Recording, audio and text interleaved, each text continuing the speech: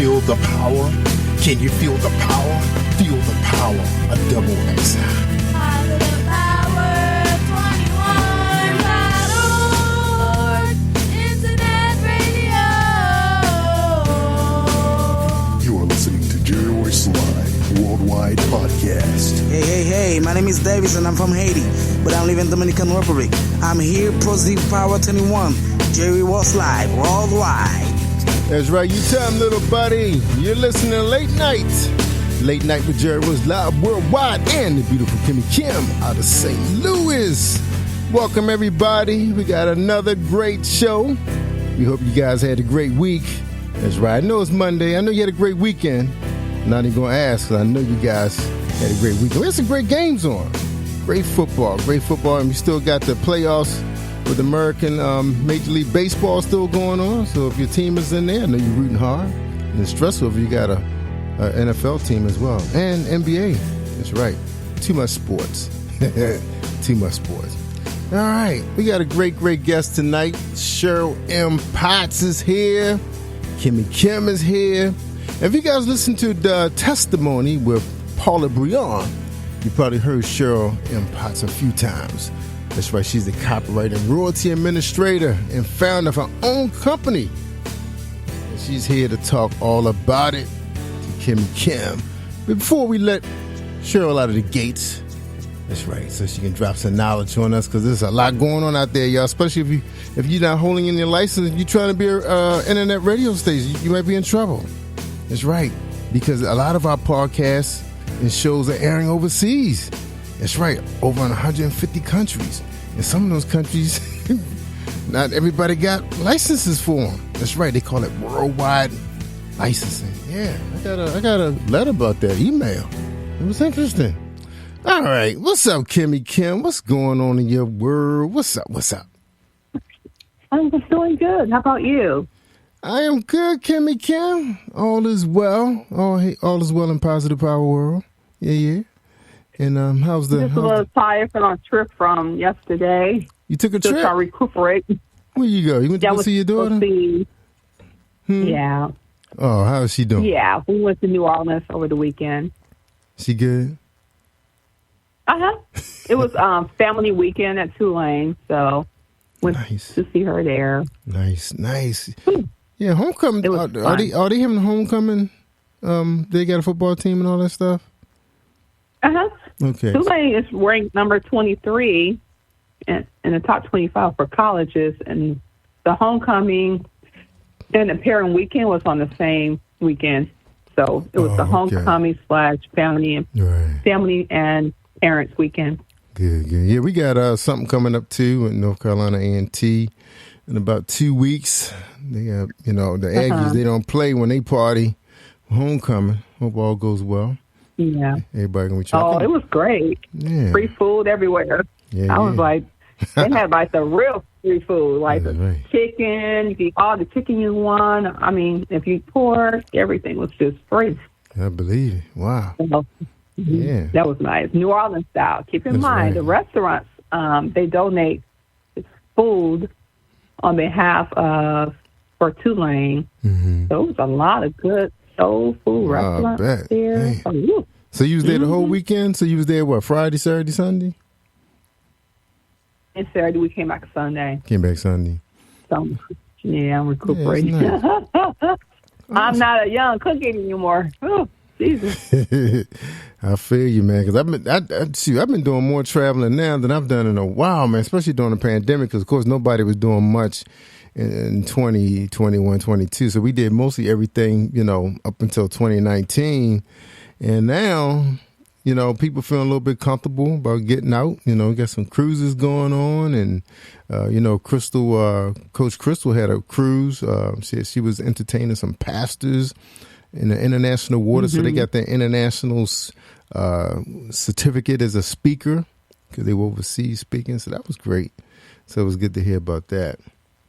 So she's probably going to be doing this every year. So just be on the lookout for Coach Crystal Henry. That's right. You catch her TV show in Atlanta on the Cobb 25. That's right. Check out the Crystal Henry show. All right. Well, look, I'm not going to hold up the show no more. you know, you and I could chat all night, just like Kelly and I, because we always go over. But I'm interested in hearing what Miss Potts got to share, because of course she's been on, I believe, Paula Breon's show at least 3 times, I believe, and she's always bringing interesting facts about the music industry. Because things are changing so much. Because one, and I was talking to Paula, boy, man, we could have been talking about that for hours, man. The fact that everything is changing so much because one. And this is the thing I'm so confused about. And this is my argument with the platform. And they probably listen to me right now. My argument is, okay, if you have to have a music license, right, to play music, you know, with mainstream artists, I understand that because they all sign the record labels and they own the masters and stuff. But if you have an independent artist on your show, but all they have is distribution, digital distribution, they don't have no record label. They independent. They come on your show and you play their music, and like many of the social media platforms, especially Facebook, they will block the music. It's like you hear it live, but then you won't hear the playback. And then they don't give you an opportunity a lot of times to even reboot the claim. Like YouTube will give you opportunity to reboot the claim. And then they will investigate and they come back to you and say, hey, okay, it's good that you could play this music. We release it. I don't care how many times you play it, they're going to do it. But the other platforms don't do that. YouTube. Yeah. Yeah, YouTube is mean like that. And I think it's been that way since I started. Yeah. Especially since, you know, everything rolled over to digital platforms. Not much going on with CDs and stuff anymore. But the main thing that they have problems with is DJ mixes. Because remember, a lot of DJs used to come on Facebook and have parties, you know, especially during the Zoom era, you know, when the pandemic came. You know, people was having parties, you know, and they were putting on social media having fun. But they had problem with the DJ. But I remember when Spreaker used to have huge Hispanic DJs. They used to have like over 100,000 people on their live. You remember that when we first got on? Back in 2014? I know we used to do a lot of interviews live and with the music. Yeah. Yeah, but I mean, I was talking about like the earlier parts of Spreaker. They used to have a lot of DJs overseas.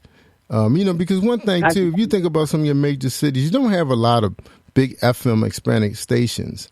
So they don't really have nothing to really go to listen to music, you know, their artists. I don't even know how to even find out about their artists these days, except for music videos, I guess.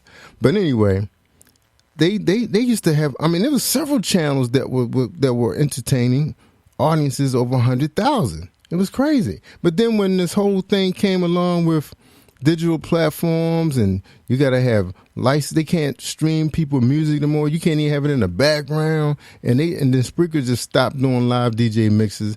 And then they just pushing, we just straight talk. But they do have a few channels where they're playing. They have some podcasters that do shows about, you know, some of the rockers, you know, like some of the old rock shows and stuff. And they do play music occasionally. But, they don't really have no filters to catch you, but they did catch one of our channels that was entertaining independent artists who we were getting the music from their managers, and they owned the music and the masters. They were giving us the music, and they had a problem because we started playing a lot of the stuff early in the show, and then when it was time for her show to go syndicated, and they were looking at it and everything, said, hey, man, they didn't even send me an email. They just deleted the channel. It was crazy. So anyway, you know, but that was on their community policy rules and stuff. But, you know, my whole argument is I didn't need a license to play their music because they okayed it. They gave me permission. And then I say, well, okay, if I do get permission, where do I upload the letter, the form? They never could tell me. So, so hopefully, have that type of so hopefully Ms. Potts, I'm sure it's coming. Yeah, Ms. Potts can give us some clarity on all this stuff. So ask some good questions, okay, Kimmy Kim? Okay. Because you on Spreaker Radio too. You play, and you know you got your share of artists come on the show too, especially beyond I forgot the name of their company, Beyond Entertainment. Beyond the Music. Beyond Entertainment with Benson, David Benson and Shay, their show. Yeah. I play a lot of their music, but they own it. So I know, but this is what I'm saying. But you don't have no proof. All right. Well, look, Miss CHERYL Potts she's in the queue now. Miss Potts, how are you doing? What's going on? Welcome to Late Night with CHERYL Live and Kimmy Kim. How you doing? How are you? I am doing well. I'm so excited to be here with you and Kimmie Kim this evening. Thank you for inviting me on. You're welcome. You're welcome. I love that smooth sounding voice of yours. Sound like you can do radio too. Would love to. Well, look, you heard my gripe, and I hope you can answer that question during your interview process with Kimmie Kim. You know, why are they doing the independent? And I think this is just a way of the record labels pushing the independents to the ground, putting that knee on their neck. That's what I say. You know, taking. Well, I did hear your comments regarding music and podcasts. And yes, you do need to get a license from both the music publisher and the record label to play music on your podcast. So unfortunately, you do need to get a license. You have to get a license for both. It falls underneath what we call a synchronization license because the music is usually synchronized with your audio program. Right. So you do need to get both licenses. And it's not because a major puts out the music. If you have an independent that comes on, they probably may give you a verbal if you're playing their music, right? They're probably, because that is a way of promotion. So they may just say, yes, you can, use my music. But if you're using music from someone else on your program, that's not necessarily someone you're interviewing, you do have to get a license for both. And a lot of companies have gotten sued in the past, so that's why they kind of like clamp down to all their content creators to make sure that they receive licenses to protect themselves. Yeah, that was a thing, Cheryl. They never asked me to present a license. They just deleted the channel. Just like wow. That. Yeah. They just bullied me. And it's funny because I think it was on TikTok. It may have been on TikTok, and I know that I need to get a license for any music that I played, and it may have been Instagram, but I had a video, and I did have a license from the music that I was playing in my video, and they muted it also. I'm like, well, you didn't even ask, so I get exactly what you're saying, Jerry. Because at least reach out, because you just may have a license. And in my case, I had a license, and you didn't even ask me. Exactly. And I have licenses for 2 of my podcasts that I produce because they went to got the song produced for their show, and they sent me the license. But like I said, they don't even give you an opportunity to even present anything before they decide to go bogart your channel. So I think that's kind of shifty, and it's confusing, to us podcasters. I agree. You was a victim as well, so Yeah. Well, basically, I just play people that I know. I don't play people I don't know. But yeah, I know everybody that we play. Yeah. Thousands of them. We have over 11,000 shows. I don't know a lot of people like you. You know a lot more people than I do. 2,000 episodes just on my show alone, and everybody's been interviewed. They give us permission because they want their music played, like Cheryl said, for promotion. And they say, "Hey, I'd love you to play my." And a lot of times in my emails, you will find most of my emails are from promoters promoting their clients so we can spin their music on our show. Yeah. But you have to make sure that the music that they have created has been also cleared, because some people may be performing a cover song, right? So cover song meaning someone else's song that was released previously, and they did a redo. So they should have had a license. So you're not going to know if they're performing a song. Well, depending on how popular the song was, but they may have used someone else's recorded a cover song but did not get a license. Right. Or I have run into people who, well, I only used a couple of bars, I only used 30 seconds, or I only used a minute of someone else's music. There is no time frame, and it's enough for you to use someone else's music. Right, we don't know. There is no 30 seconds or 4 bars. If you're using someone else's music, you must get permissions from the rights owner. Yeah. So that may be another issue, too. Yeah. If they're playing the music and they didn't clear it on your show, you may get flagged. Yeah. And that's the thing. We really don't know what they're taking from other people's music. But a lot of times, these guys are actual writers and producers themselves. I mean, some of these guys have doctorates in music and stuff, and it's crazy. Their credentials, you know, like former big-time artists have been on our show, are now independent. You know, they're a little older, and the labels are not interested in them anymore, so they out on their own, you know. So we get those kind of artists on those. I call those, B-side artists. I guess you. Well, anyway, let me get out of here, let you guys go ahead and do your interview. Thank you so much, Cheryl, for being on our show. Thank you, Jerry. Thank you so much. Thank you, Jerry.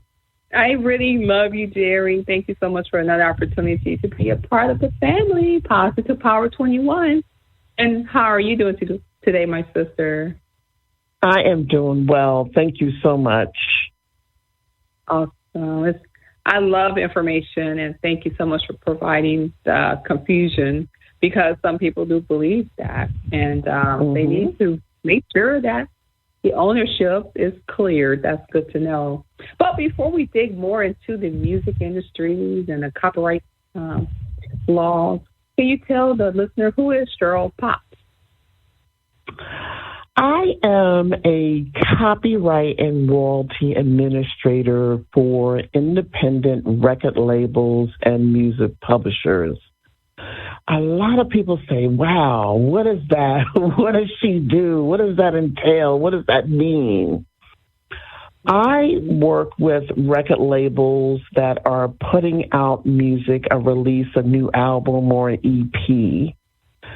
And when you are putting out music, if you're putting it out yourself, you created the songs, you went in the studio, you produced your own music, and you went to Driscoll Kid or to TuneCore, you release it, you don't have a problem, right? Because you own ownership, the song and the recording, because you created both. However, when you start hiring producers and hiring other songwriters, or not hiring, but creating other songs from other songwriters, you need to get permission from everyone that's in that studio with you that may have taken a role in creating that track. So record labels... Wow. I'm so sorry. I just need to ask this quick question. So basically, let's say, for instance, I wrote the song. I asked someone to play just a little, instrumental music, like maybe a guitar, and then maybe for 5 seconds. And then I created the track. That person who did the guitar, I would need to get permission from him as well if I did most of the work? Well, it really depends. Is this a background, is this a studio musician that you may have paid? Then normally a lot of times some people will either have a quick agreement saying that you're a work for hire because you hired that person to do that, right? And you get a release that way. However, if they are in the studio with you and says, you know what, Kimmy, I think we should add this. Well, I should think you should not say tune, you should say tone, If they become part of some of the creative aspect of that song, they can potentially be a co-owner of the song, meaning a co-owner of the track or the song. Cheryl, what does that mean?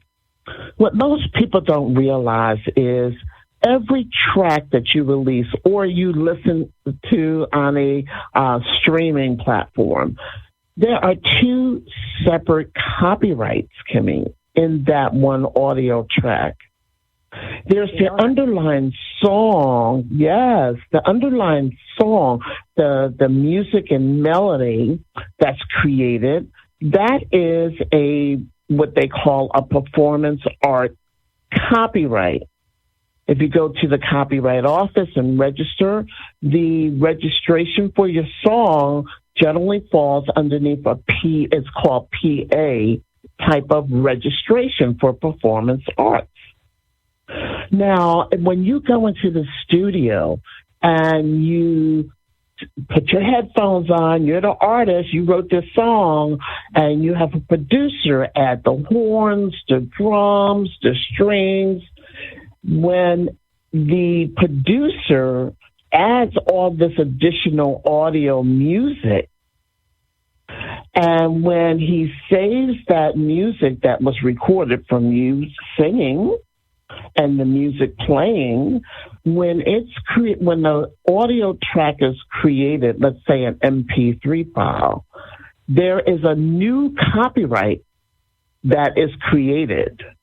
That is the sound recording copyright.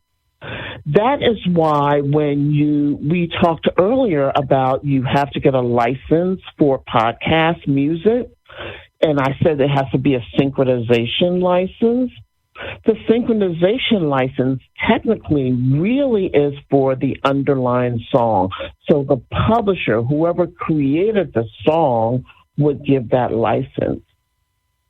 But then you have to go to the record label, because the record label most likely will own the sound recording. The sound recording meaning that audio track, that MP3 file that you hear streaming. Typically, that is owned by the record labels, and you have to get what is called a master use license. So there's two separate licenses for a synchronization license for you to be compliant with playing music in podcasts. Film and TV is also another area or type of film that you would need to have licensing for. So, and that falls underneath synchronization. Synchronization is for the song. Master use is for the actual sound recording. Wow. And what are some of the price ranges for this if someone is listening, and how can they get the license? Where do they go? What site do they need to visit online to purchase it?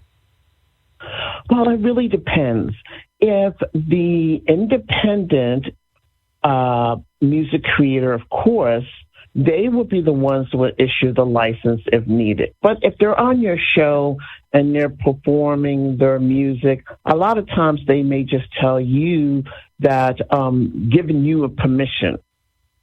Now, since I heard Jerry mention that he has been contacted, I kind of feel that maybe they should put it in writing to you, and because the other entity that's contacting you, maybe the platform saying, "Hey, we need to see the permission."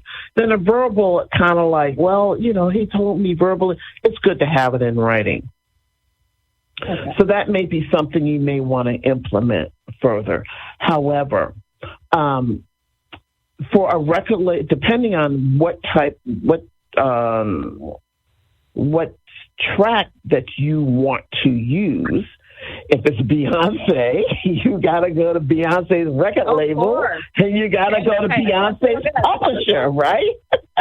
Right. Right? Can afford that. Now, so you have to go there. But I built a platform called Clear Cut Royalty. This is a nice introduction, right? And there are musicians or music creators. You mentioned earlier, and it may have been Jerry that mentioned earlier, or yourself also, that there are people who may have no longer be underneath a record deal, but they're putting out their own music. I have a platform for business creators that they can quickly generate that license, the synchronization license that they created. And they, from our platform, they can generate the synchronization license and the master use license very quickly within seconds and be able to send it off to you or whoever has a need that's using their music. Otherwise, you have to go to the publisher or record label. But if you create your own music, you, the creator, since you own it, if you're not signed with a label who would do that work on your behalf, or a publisher, again, do that work on your behalf, they should be issuing the license. Okay. And what are some of the penalties or punishment that a radio station may find themselves in if they don't get the proper license or permission? So for radio stations, all right, so let me step back. Anyone that uses music without the proper permission of contacting the copyright owner or the owner of the music, a rights owner, they can be sued for copyright infringement. Copyright infringement can start anywhere from $30,000 up to $150,000, and it depends on. It could be multiple depending on how many times the song or track has been infringed upon. There are some certain rules in order to get that amount of potential reward. You have to have your song or track registered with the Copyright Office. A lot of people think, oh, I should register my song or I should register my track because it will be copyright protected. That is not true. As soon as you put your song or track in a fixed format, meaning as soon as you save it to your computer or write it down on a piece of paper, it's automatically protected by copyright law. Okay. However, we encourage people to register with the Copyright Office because when someone infringes on your right, on your music, the first step in suing someone for copyright infringement is you have to have the song or track registered with the Copyright Office. So I always recommend, if you're releasing music, to go ahead to have it protected or registered around the time that you're going to release, maybe before or certainly shortly thereafter you release. So you'll be ready in case someone infringes on your music. You'll already have it registered with the Copyright Office. Wow. I just love listening to this information. It sounds like a big passion of yours. How did you get into this business of copyright administrator? I mean, why? What got you here? What was the reason? And are you having fun? Because you sound like you are having fun, and this is your purpose. I love it. And what was the reason behind of you joining or having a company that is focuses on copywriting for independent artistry? Well, I was introduced to music many, many, many years ago. Actually, my ex-husband at the time, he was a drummer, and him and I were in New York. I was been in New York for 20 years or plus, and he's born and raised in New York. Yeah, I love New York. I'm a true New Yorker. Excuse me? You live there now? I love New York. No, I'm not there now, but I do. I consider it my home. I'm a Jersey girl, grew up in New Jersey, but I lived in New York City for 20 plus years, so I call it my home. It is your But he was, yes. He was a drummer, and he would, for many years, was part of a band. And so they would go around and play at all these different places around New York City and some of the clubs and places like that. But eventually he went back to school. But he always stayed around music. So the people in the band, most of them, they all went back to school, but they also performed on the side. So he would always, later on, went into what is called artist management, because he had to always be around music. And one of the singers, who was the lead singer in the band years ago, she went on to become a lawyer, but she was working in Wall Street. But so when he became an artist manager, she became his lawyer, so she stayed in contact with him. So I wanted to participate. I love music, Kimmie. I love music, but I cannot sing a lick.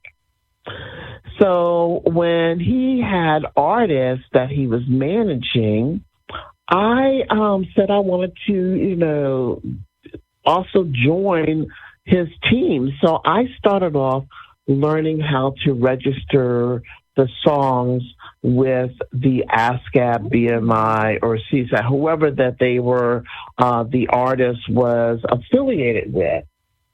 And then I learned how to register the songs with the Copyright Office. So I always picked up books and read books, and always was trying to learning and reading and online, teaching myself about doing these different type of tasks.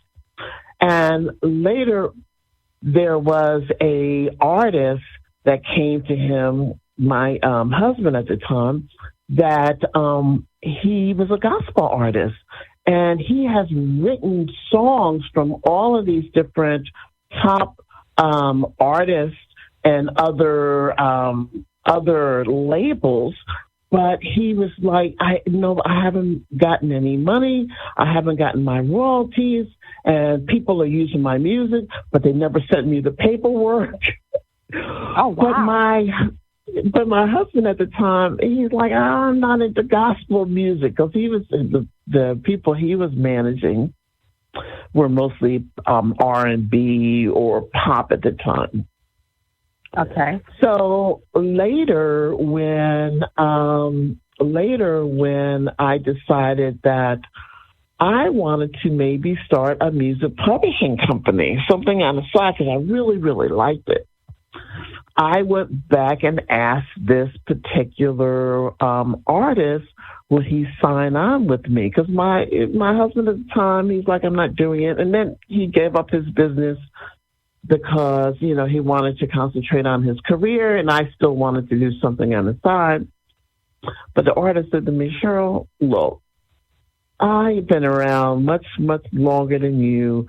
I am not going to give up my publishing, which when you give up your publishing, you're not only giving up the royalties, you're also giving up your copyrights, your ownership in the song. And yes, so a standard publishing agreement, you are assigning your full copyright to the publisher. So you no longer have the rights.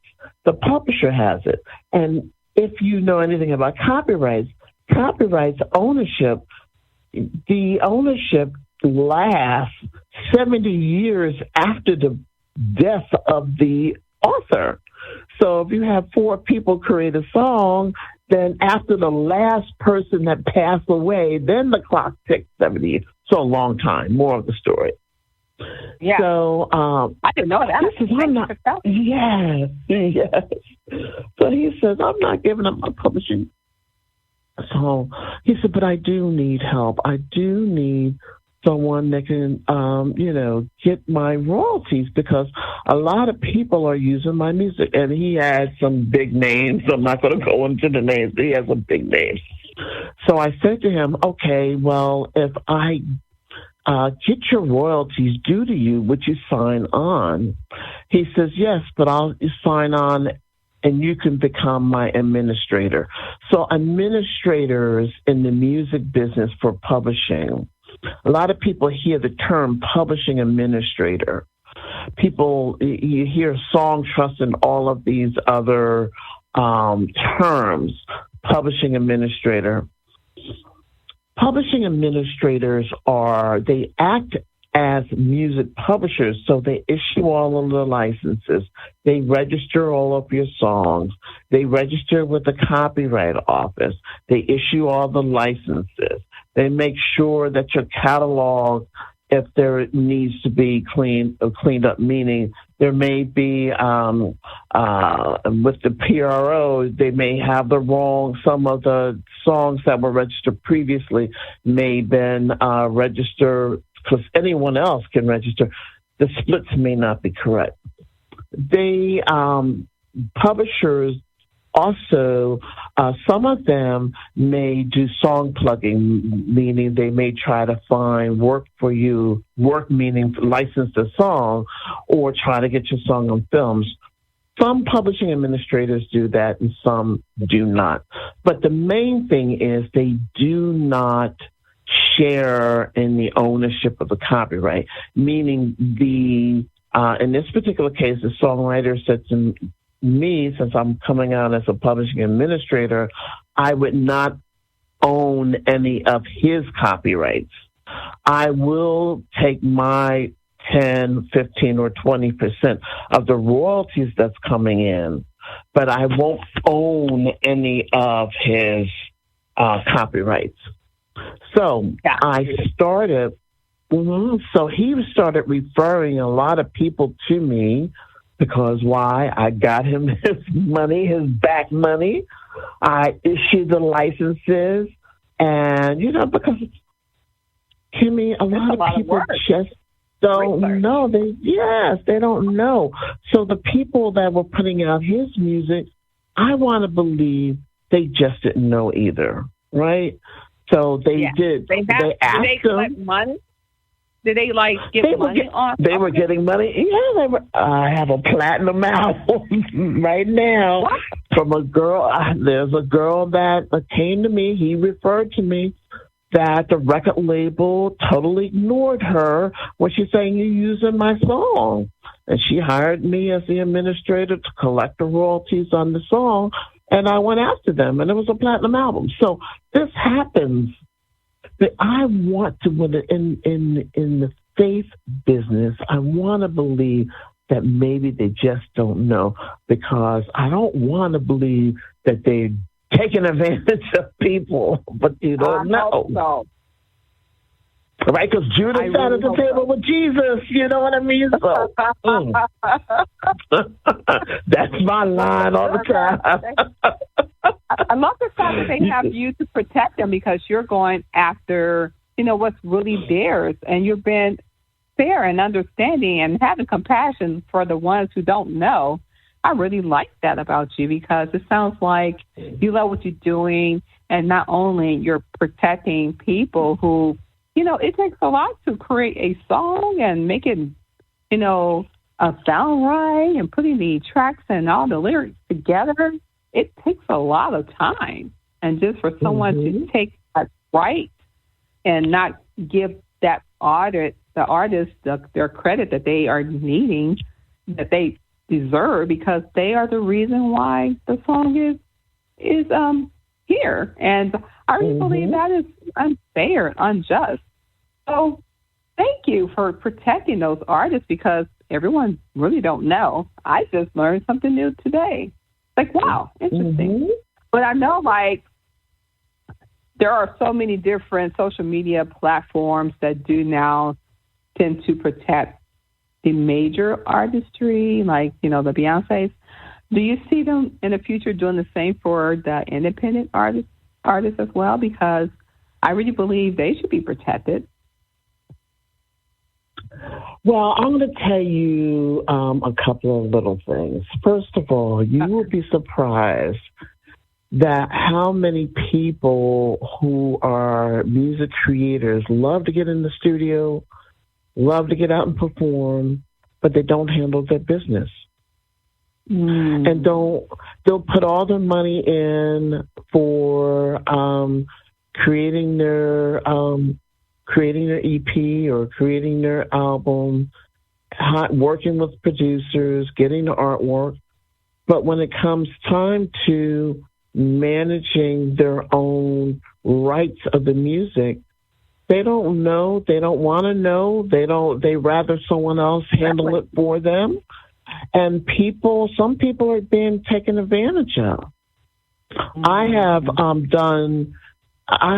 had speaking engagements where at let's say a conference where there was a topic on copyrights and royalties and how to protect yourself. And, some of these conferences, they have several different other topics in other rooms. How to get a record deal, how to get on the radio. I've had 5 or 6 people show up in my room, and in the other rooms, there's no more seats and standing only. And some people just don't want to handle their own business, which is a shame because these are the same people who won't hire an attorney when they get a contract hired to them, and then get mad because they stole they took all of my royalties or took all of my, I got a bad deal. And that's because people don't, it's very easy. $9.99, you can, upload a track, or $20 an album, but won't sit down and learn about the business side because this is a business. They don't call it music business for nothing. Exactly. Right? So what advice would you give someone? I'm so sorry. You just got so much information, and I'm just puzzled right now because you are making so many good points. So what kind of advice would you give someone who wants to be a writer and an artist, and they don't know the first step to become one? What would you suggest to them when it comes to entering the music industry? Because, like you said, a lot of people don't know.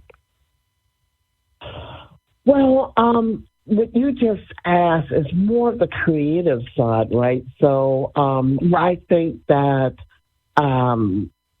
how the best way to really get in the industry, I would either hang around with a bunch of producers. I know a young lady, she's a really great songwriter. She's out in Vegas, and she's been hanging around with producers. So producers will call her in, hey, let's sit down and write a song together, or she has a nice voice, and she'll go in there and sing some of the songs. You have to be around the people that's creating the music to maybe, have them listen to a song that you created, or certainly to be able to do a demo track and someone may like it and walking into a Beyonce or walking into a Carrie Hilton or whatever, right? You have to really network. This is a networking business, and you have to be out there.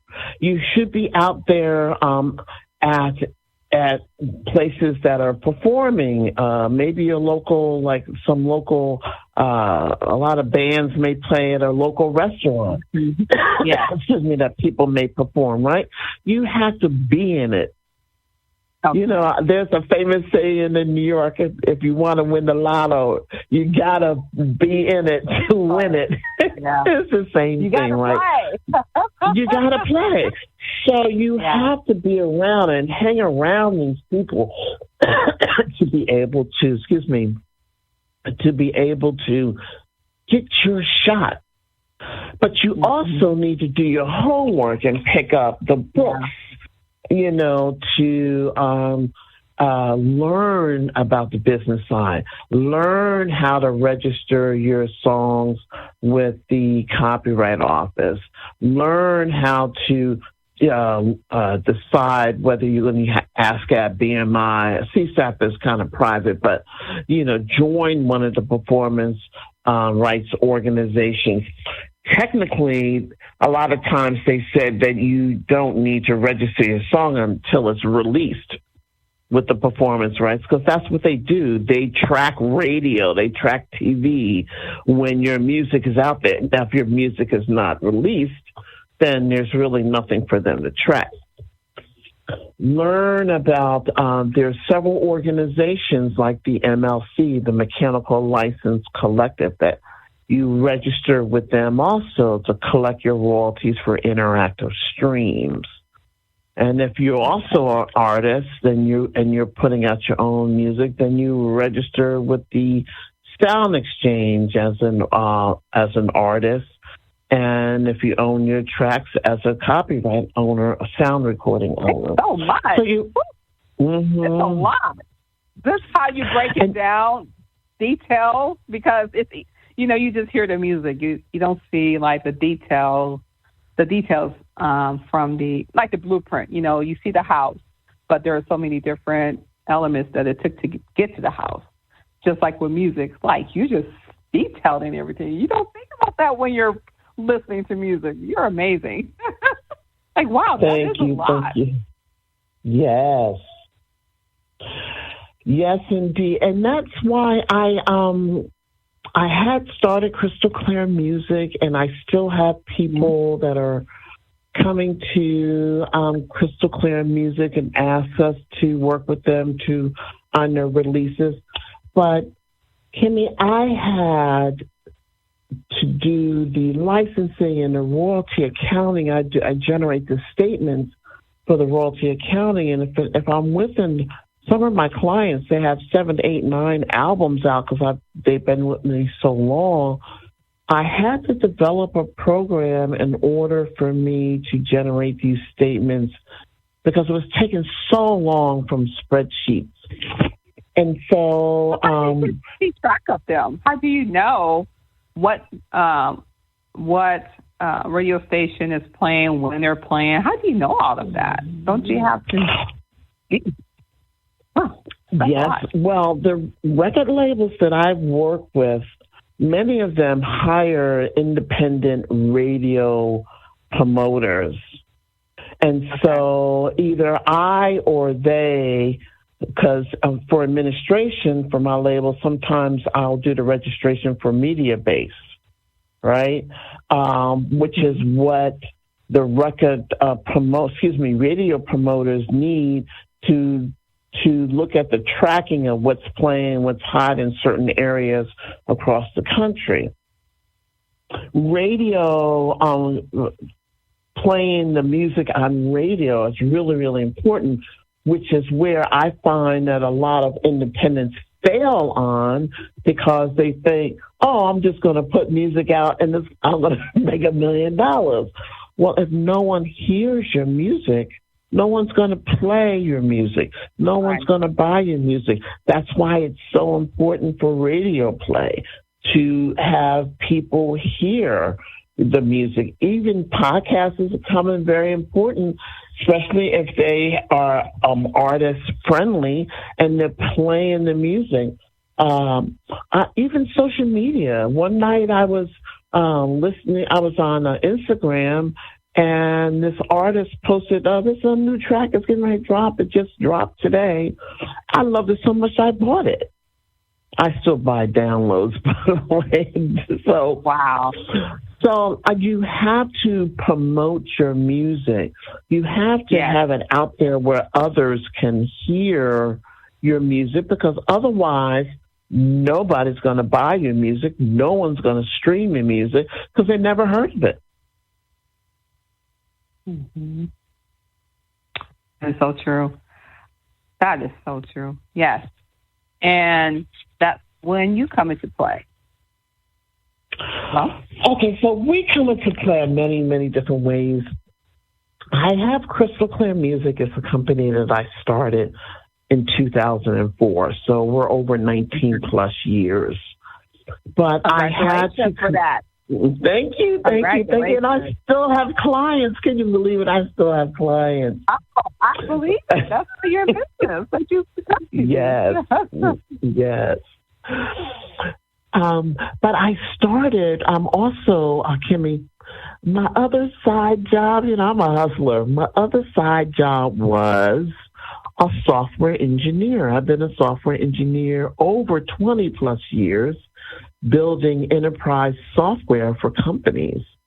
So when I had a need to automate my royalty accounting and my music licensing, I set out and designed a platform for others to be able to manage their own music. So that platform is called Clear Cut Royalty. People go use Clear Cut Royalty, and all of the administration that I do, you can do also. I needed a platform for this wonderful platform. Tell them how they can sign up for it, because people need that so they can be able to track their own royalties. Yeah. They definitely need Clear Cut Royalty, and I have training sessions that I give with them, and then I'm also opening what is called they just went off my head, where you'll be able to contact me at any point for assistance with administration. So if you're a record label, independent record label, I have services, onboarding services that assist you in getting up and running, assist you in helping you get your licenses, assist you in making sure that your royalties reports are set up, assisting you in creating those agreements if you need to, that's in the system. We pretty much everything that I do, you're able to do in the system yourself. But because a lot of people don't know about how to run their label administration side, so I don't do marketing, so I don't do promotion. But don't need to. Word of mouth is the best. Word of mouth. So Clear Cut. So right now, Clear Cut Royalty is going through, so I'm doing some revamping of the platform, because what I found was while people are releasing music, they were like, "CHERYL, but I did a cover song," and I would send them to another place to go get their cover song license. Where if you're with Crystal Clear Music, I would obtain those licenses. So right now, I'm in the process of merging the two. So when you come to our platform, you not only will be able to have the platform to do the work for you, but you'll get assigned an administrator to help you and assist you in your administration of your music. In addition to, if you have a sample clearance, you need a sample clearance, we'll do that for you also. You need a cover license, we will do that for you also. Of course, the services will be an additional small fee, but we will be able to administer just like your major, just like your Universal Music or your Sony Music, putting out music, because we not only have the platform for you to do your own administration, but we help you to make sure that you get all set up to get all your royalties. And we will also help you if you need your clearances, if you use samples, if you need a cover license, if you need your copyright registrations with the Copyright Office. We will assist you to make sure that your full release is compliant with copyright laws, and that you're paying your artists, that you're paying your songwriters, because once it's set up in the system, you can just automate it. It's all automated, that you just add your new distribution statements that you have and click a button and generate those reports and be compliant. Pay your artists, pay your songwriter, pay your producers with just a quick click of a button. That's amazing. So how can they reach out to you to gain these services if they are interested? Sure. They can contact me at administrator at clearcutroyalty.com. And that's the full word, administrator, ADMINISTRATOR, at Clearcut, CLEERKUTROYALTY.com. And I'll be more than happy to discuss any administration questions that anyone has, assist them in any way that I can to assist them with any issues that they may have, administration issues that they may have, or answer any questions. Good question. And yes, I'm very passionate about what I do. I love what you do because not only are you seeing people making music in the United States, but worldwide, and it's easy to really find them on social media. So how can you also service those overseas? Absolutely. My platform right now is, like I said, we continue to add additional features in our platform. Right now, we have an integration with ASCAP and BMI. We're going to finish the U.S. performance rights organizations with CSAC and other. There's a couple more. I want to say Global Music is another PRO. But there are other countries outside of the United States that we want to complete our technology of registration. There is an area, I have met with a couple of people from Nigeria that also was looking at the platform.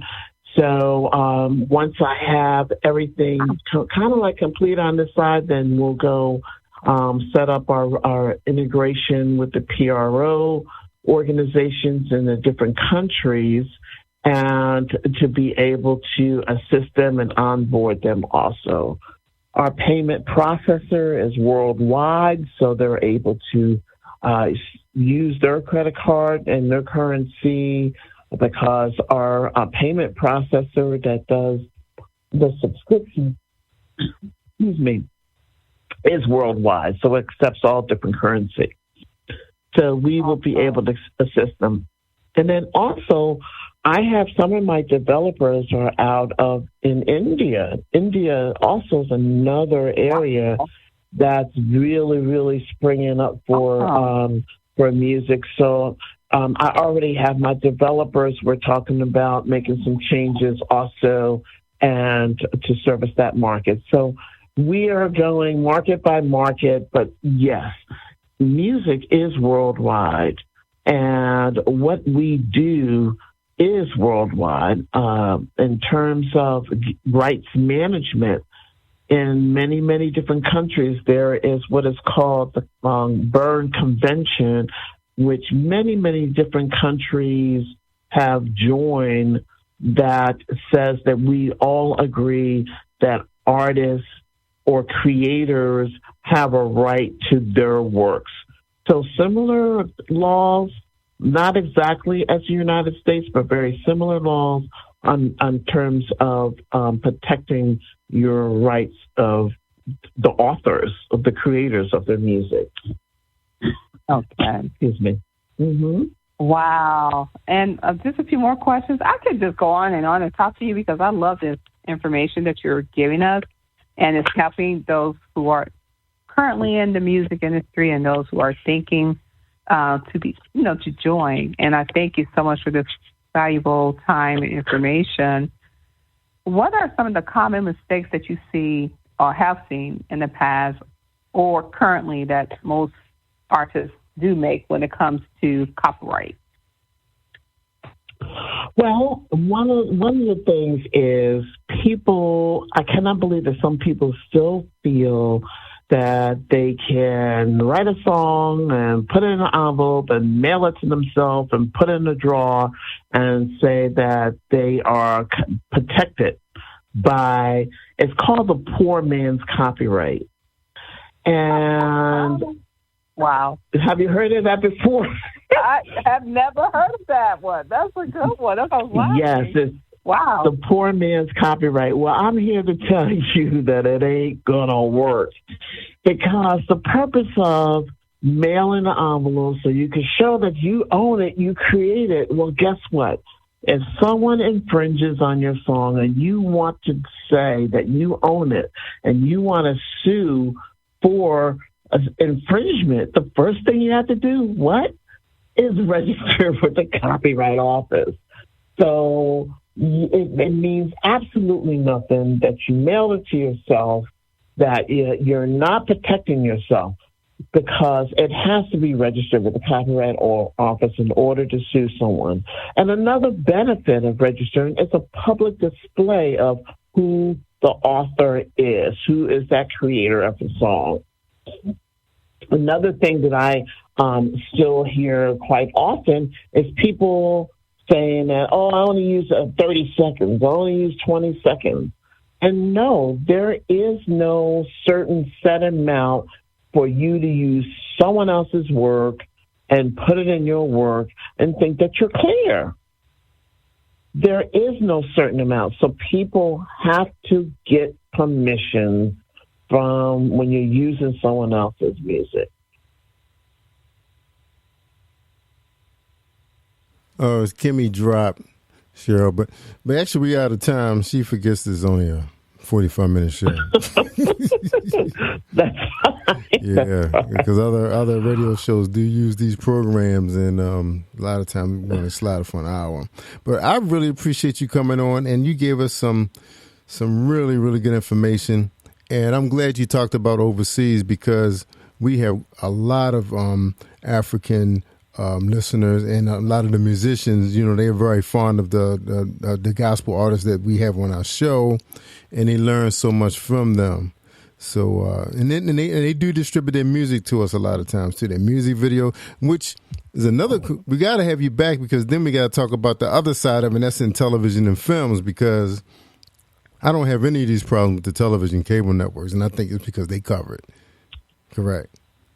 Yes, and are you on a certain time for this in Africa, like in Nigeria and the different markets? Because that is, soon as I complete several other features in my platform, I am planning on branching out.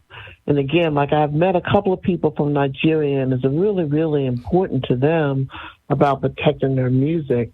And I really, really would love to, teach or get the word out on how to protect their music too, and help them. Oh yeah, quite a few artists. Lagos, Nigeria, they all over the place. But they are big listeners of this show, because they are regulars. They send us music every time they release something. They send us music videos, because they want to have it aired on U.S. television. So very interesting stuff. Also confusing because of all this international stuff, as well as all these organizations that are distributing the funds, the payments to the artists. And then at the same time, you do have some stations, I think they have some of these new rating companies that are, keep count of their listenership and all kinds of stuff. So it is kind of confusing especially some of the podcasts, because a lot of these guys are growing. They're really, really expanding. We were one of them. Mm-hmm. And so it is, that was one of the biggest things that the platform was talking to me about. They say, your show is really reaching overseas, and you're going to have to start looking at global licensing if you're going to play this music.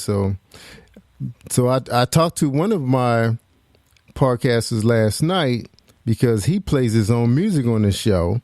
And, he's a pastor and an artist. And I explained it to him. He was a little disappointed, but because he does produce music videos, and we do air them on, we have like 7 television shows we produce in New York and Atlanta. He was so happy about that he didn't let this be a discouragement. So that was good. Great.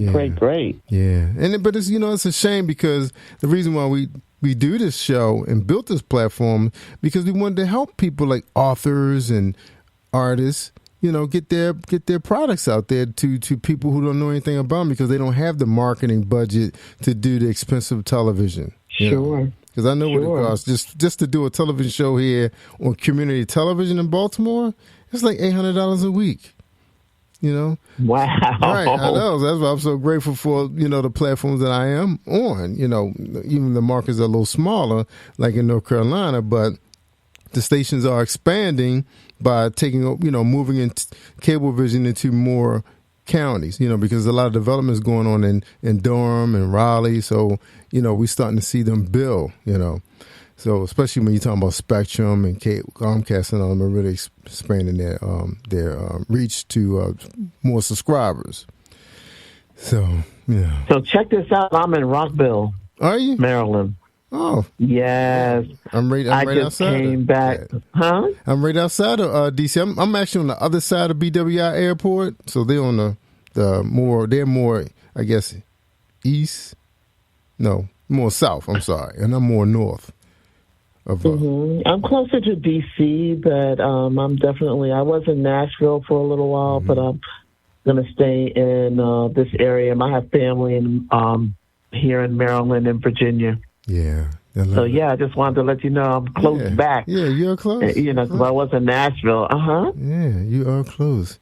But we really appreciate you coming on. And, of course, it's like these platforms can go on forever, But we'll talk, though. We might be able to do some business with you or something, to be able to. All right, definitely. Yeah. Thank you so much. I really, really appreciate you having me on. I really do. Thank you so much. Very welcome. All right, everybody. All right. Kimmie Kim didn't come back into the queue. I guess her phone ran out of juice. But we appreciate her hosting the show. And Cheryl, again, thank you for the information. And, of course, we got to have you back. And I know Paula, she's the same way. She said, so much stuff we got to know. And, of course, independents don't have the lawyers and the management, because a lot of times when they were like her and they were letting these people do the work, they didn't really worry about it. And plus, it was different times. So, so it's great to have you. All right, everybody, we got to get out of here. Thank you. You're welcome. All right, thank you for joining us right here on Positive Power Late Night with Jerry Was Live and Kimmie Kim. All right, bye-bye.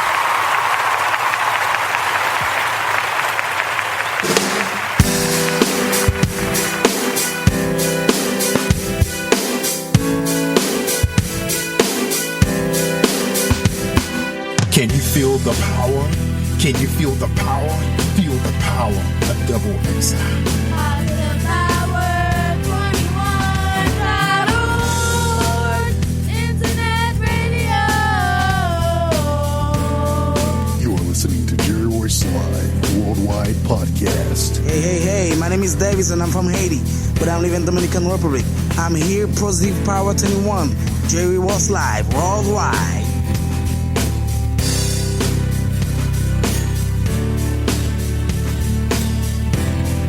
Thank everybody for joining us on Facebook, YouTube. Appreciate you guys. Don't forget you can join us Thursday starting at 10 o'clock Eastern Standard Time with Kelly Holland. That's right, Late Night with Jerry Was Live and Kelly Holland. It's a very enjoyable show, so come back and join us. We got another spectacular guest, so share the file, y'all. Share. All right, we see you soon. Don't forget Tuesday starting at 8, we got Dr. B transforming Live's Bible Radio Show. Amen. Take care, everybody. See you soon. You are listening to Jerry Royce Live Worldwide Podcast.